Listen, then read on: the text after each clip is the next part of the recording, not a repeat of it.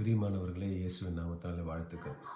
வசனம் என்ன போதிக்குதுன்னா, கொலோசியர் புஸ்தகத்தில் 1வது அதிகாரத்தில் 12வது வசனத்தில் நம்மளுடைய பிதாவாகிய தேவன் கிறிஸ்து இயேசுவானவர் நமக்காக மரித்தது மூலமா என்ன செய்திருக்கிறாரு? நம்மளுடைய பாவங்களிலிருந்து மன்னிப்பு கொடுத்திருக்கிறார். இன்னும் நிறைய விஷயம் பண்ணியிருக்கிறார். ஆனால் வேத வசனம் இந்த இடத்துல ரொம்ப தெளிவாக ஒரு விஷயம் போதிக்குது. என்னன்னா, he has made us partakers.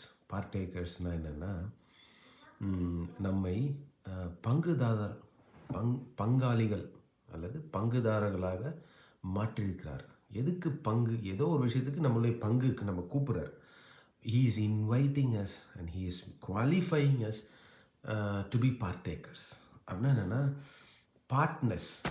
இது சரியான வார்த்தை. பார்ட்னர். நம்மளை பார்ட்னர் ஆக்கியிருக்கிறார். வாங்க பார்ட்னர், நம்மோடு சேர்ந்து வேலை செய்யுங்க.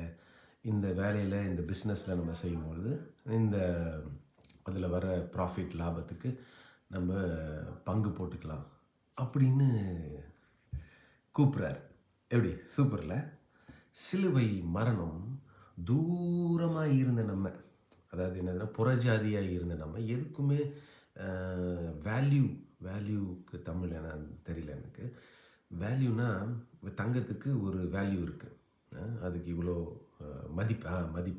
மதிப்பு இருக்குது. எந்த மதிப்புமே இல்லாத நம்மளை தேவன் சிலுவையின் கிறிஸ்து இயேசுவின் மரணத்தின் மூலமாக நமக்கு அவருடைய ரத்தத்தினால நம்மளை கழுவி நமக்கு மதிப்பு கொடுத்து நம்மளை குவாலிஃபை ஆக்கி நம்ம வழுதியாக்கி நம்மளை என்ன பண்ணியிருக்காருன்னா பங்குதாரராக ஆக்கியிருக்கிறார், பார்ட்னர்ஸாக ஆக்கியிருக்கிறார்.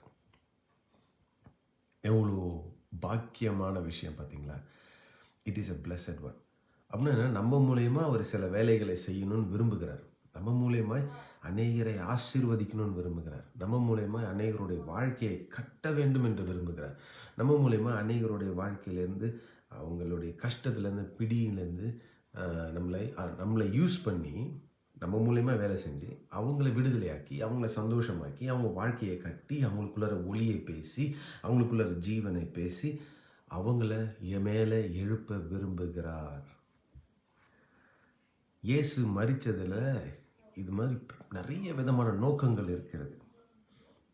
எவ்வளோ அழகான தேவன் பார்த்தீங்களா? எவ்வளோ அற்புதமான இயேசு. அந்த பலிக்கு பின்னாடி எவ்வளோ முக்கியமான விஷயங்கள்லாம் அடங்கியிருக்கு தெரியுமா?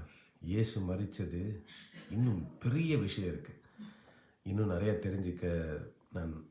தெரிஞ்சதெல்லாம் நான் காணொலியை போடுறேன், நீங்கள் பாருங்கள். God bless you.